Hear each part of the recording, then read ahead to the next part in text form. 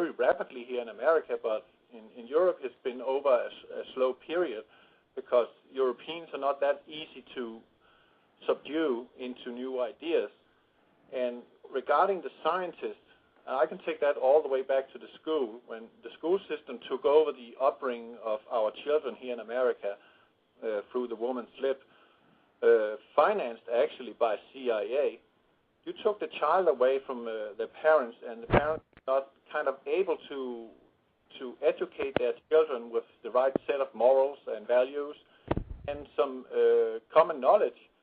So the schools today are a perfect instrument to indoctrinate the youngsters. Now we see these adult people today listening to us and shaking their heads and say, well, they're just laymen. What do they know? They don't know anything. They're not scientists. So they're led to believe that whatever the scientists are telling us, that must be the truth. And we just know today that it is not true. No, that's so right. And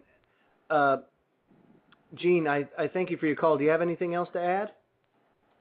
I'm in a fury. Aren't we all? Angry, and I want to do something. And I know that I've been told repeatedly to just look after my family and friends, but it just grates against me, and I want us to do something. You know, I kind of feel, in a way, Jean, that as much as I want to get out and do those things, and I'm trying to do it as best I can right now doing this show. Yeah. It's almost as if I have a feeling as if it's too darn late in the game. And and people are just so numb and so lethargic. Griff, can you add to that? Because you speak rather well about the condition of people these days. Can you speak to what Jean just said about that? Yeah, let me put it this way. It seems to me that the majority of the people in America have been mentally programmed over the years to be empty vessels, walking empty vessels with no opinion, no judgment, no mental processes of any consequence. And there they are. You can talk to people, they'll look at you, they may or may not hear you, but they will not change. There are millions of people that don't believe anything we're saying tonight. And over the last 10 years, I've talked to at least 1,000 of them. It is...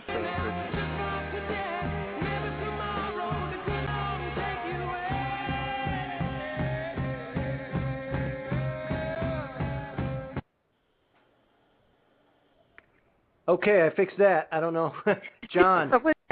Yeah, John, take the music off and then unmute yourself. I just muted you. Okay, go ahead, Griff.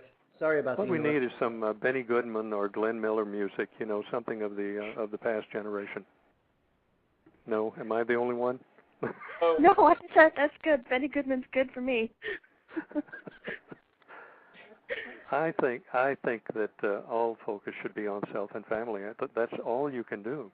I do believe that the collapse of the economy will work in our benefit. Once it collapses, then we'll be able to rebuild. But we will not be able to gain control short of military conflict, revolution in the country. That would be the option. It'll be so much easier if it falls on its own accord, and then we can come in and clean up and rebuild our society without military and without police or without government dictating and forcing us into internment camps. We can turn the internment camps into something else once the management is gone. I do believe there's going to be armed conflict on some scale, and I do believe a lot of people in power will be assassinated, and that's what the Alta report says also. You'll start seeing hits on high-ranking people here pretty soon. I believe that's what the Alta report said. Well, it's funny, Jean. Oh, go ahead, Jean. Go ahead. He's referring to the Alta report that and I think that it also speaks of a paradigm shift. People are going to start, because of the difficulties that they're experiencing, more and more people are going to wake up to their awful situation. And I think that this is an opportunity that we have to take to help them. when they do that, because when they do wake up, they're going to be like I was. I have been in a state of grief and anger since I jumped into this rabbit hole. I think you're absolutely right with that, Griff. Hold on one second. Let me just say to Gene that you're right. I think the time for activism, in the way that you envision it, and I don't know how you're envisioning it, but the marching in the streets and all that kind of stuff, it's going to fall on deaf ears. It truly is going to fall on deaf ears, the majority of them. The time is to talk to the individual people, to help the individuals out. But to sway the masses at this point, it's just too late. And that's my personal opinion, and that's what my heart's telling me, kind of like the question that Griff said earlier. Can you expand on that, Griff?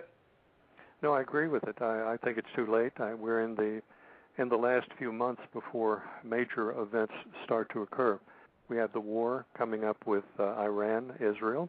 I have no doubt whatsoever that will occur, and it is likely to occur within the next few months. And when that occurs, you're going to have retaliation by the Arab nations at Israel and the United States. And you will see devastation both in Israel and the United States cities. We've deliberately allowed people to come into this country with no inspection whatsoever. I don't know that we could have stopped it anyway, but the borders are wide open. The government has refused to close the borders. I'm sure there are people in American cities right now with suitcase explosive devices that could take our major cities out anytime they wanted to. And I think that time may be coming in the next 6 months. I believe that.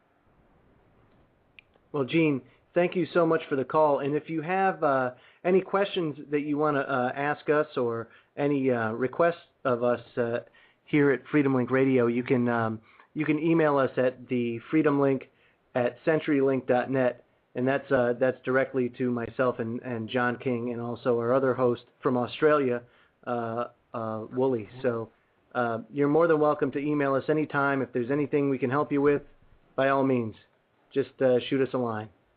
Thank you very much. No sweat, Gene. Have a good night. Thank you, Gene. All right, we have another call on the line. I'm going to go area code 806. You're on the air. Yes, this is Susan in West Texas. And first of all, I want to thank you and AC and Henning for all the great work you're doing on the information in the Gulf. I've been studying this since April 20th, and I've got three quick things I've got to say, and then I'm going to hang up the phone so I won't be tracked. First of all, I have a friend. She's one of the few female mudlog data people in the world. I've known her for a long time.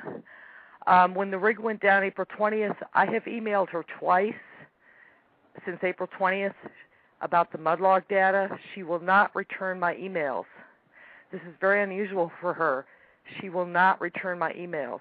That's very disturbing. I don't know which company she works for, if she works for BP or who she works for, but the fact that she won't even correspond with me now tells me that the oil industry is probably under some code of silence with the mudlog data. So I wanted to say that. Secondly, I'm here in West Texas. We have an elevation of 3,200 feet. If you want to know who I am, I have the West Texas Tree Report on YouTube. I've put up 3 videos so far. We're 3,200 feet here in West Texas. We've had no signs of toxic rain. In fact, I went out. I live in a high-rise building here, and I went out on my balcony as recently as this morning. The trees were the leaves were so perfect they were glistening in the sunlight down below. I live high up, more than 13 floors up in a high-rise building, and I'm wondering what elevation. No one's addressed this on YouTube because they've gotten toxic rain reports from Houston. They've gotten toxic rain reports on YouTube from Fort Worth, which is only 600 feet above sea level. We're 3,200 feet above sea level, so I'm wondering what part elevation has to do with maybe some of the toxic elements in the rain falls off after a certain, I believe it's hydrogen sulfide only goes 500 feet above sea level, and then it drops off. So you might do a study